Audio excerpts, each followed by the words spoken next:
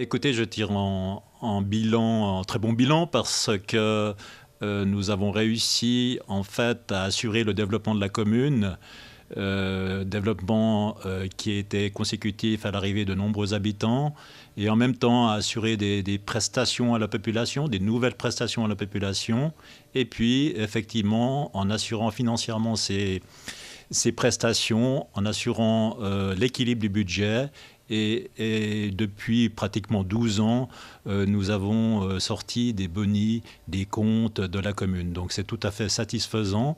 Et c'est vrai que, en ce qui me concerne, nous avons pu aussi développer la sécurité publique sur Nancy durant ces 4 dernières années, en augmentant le nombre d'agents de police municipale, ce qui permet à la police municipale d'être plus souvent sur le terrain, de 6 heures à minuit, pratiquement du lundi au samedi et même le dimanche en été. Et ça nous permet d'être plus proche de la population, plus proche des habitants, plus proche des commerçants, plus proche des gens qui travaillent sur la commune de Nancy. Et c'est vrai que ça contribuait aussi à une certaine sécurité sur Nancy. Et puis, autre chose qui me tient à cœur, effectivement, c'est la formalisation, la création de ce service de la culture, de la communication pour assurer l'avenir, pour mettre des bases solides par rapport à tout ce qui a été fait au niveau culturel au sein de l'administration communale grâce à nos collaboratrices et nous préparons ainsi l'avenir avec des bases solides, avec un service qui va tenir la route et qui certainement va proposer encore d'autres offres culturelles sur Nancy ces prochaines années. Ma grande satisfaction, c'est de pouvoir assurer les finances de la commune. Effectivement, lorsque j'ai commencé en 2003, le budget de fonctionnement s'élevait à 63 millions. Au jour d'aujourd'hui, il dépasse 110 millions. Donc ça veut dire qu'il y a eu une progression formidable au niveau des recettes, mais aussi au niveau des charges de fonctionnement, ce qui a permis d'assurer les nouvelles prestations à la population, les nouvelles demandes de la population avec une évolution de la société auquel il faut tenir compte.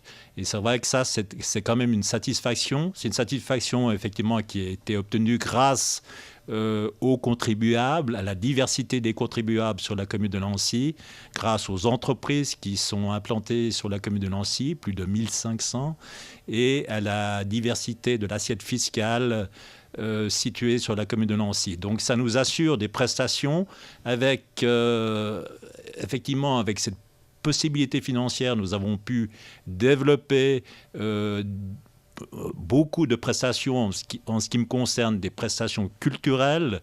Dans le cadre de l'administration, donc continuer à poursuivre le développement de la Villa Bernasconi, des activités de la Villa Bernasconi, mais aussi celle de la ferme de la Chapelle, de la bibliothèque, et avec une approche envers la population, c'est-à-dire que l'objectif était de sensibiliser la population à toute forme de culture, donc c'est d'aller vers les gens, d'aller vers les enfants, d'intéresser les enfants à des expositions, leur expliquer pourquoi, comment, etc. Et ça, je pense que c'est une très grande satisfaction. Alors c'est vrai qu'au niveau culturel, j'ai toujours défendu une politique culturelle intercommunale, même régionale. Donc j'ai toujours participé à la concertation culturelle qui réunit les magistrats des communes, les magistrats, les conseillers d'État en charge de la culture et les délégués à la culture, donc les professionnels de la culture. Et nous avons pu discuter de sujets importants sur Genève, dans les environs de Genève. Et le but, c'est d'éviter de reproduire des événements dans chaque commune, mais de se concentrer sur des événements qui ont une importance intercommunale, même internationale. Donc ça, c'est une grande satisfaction. Je crois que nous avons ouvert une brèche. Et puis, effectivement, dans le fonds intercommunal, nous avons pu créer une ligne budgétaire de 1 million de francs qui est dédiée à des événements culturels sur Genève qu'ont cette portée intercommunale. Je dirais que la plus grande déception, ça a été un projet qui malheureusement a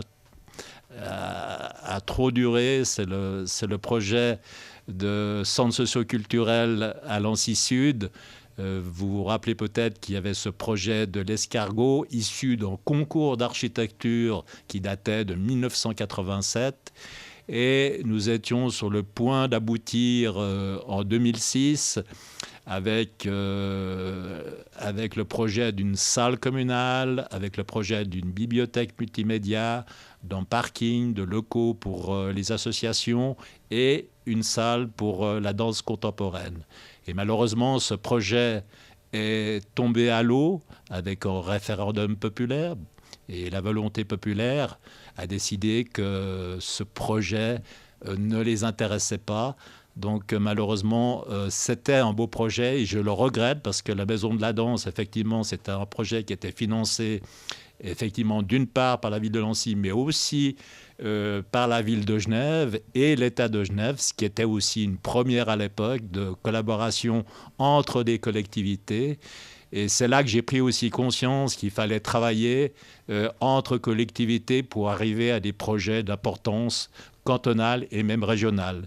Et j'ai toujours été très déçu que ce projet tombe à l'eau parce que, bon, alors c'était mal compris.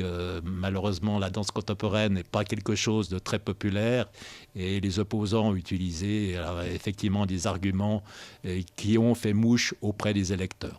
Et voilà, c'était la plus grande déception. Alors Lancy en 2030, je le vois comme une vraie ville. Ça veut dire avec une urbanisation, mais aussi avec une vie intense dans la ville, avec des activités de jour, mais aussi des activités du soir, avec des concerts, avec des cafés. J'aimerais que les gens sortent le soir dans la ville de Lancy. Et puis surtout, peut-être, mon rêve, c'est de réduire ces axes de circulation qui traversent la commune de Lancy et qui coupent la commune de Lancy en plusieurs secteurs et qu'on arrive à aménager des voies presque sans voiture, avec des transports publics efficaces et voir les gens déambuler à pied, à vélo, etc., en tram, et ces gens puissent sortir très librement sur la commune et toujours en profitant des nombreux parcs et lieux de détente sur Lancy. Alors effectivement, c'est un rêve, mais peut-être qu'il se réalisera. Je pense que l'arrivée du CEVA dans les années 2020 va changer beaucoup de choses au niveau de la mobilité sur Genève et certainement aussi sur Lancy. Alors, effectivement, on peut rêver aujourd'hui, mais peut-être que ça va se réaliser un jour.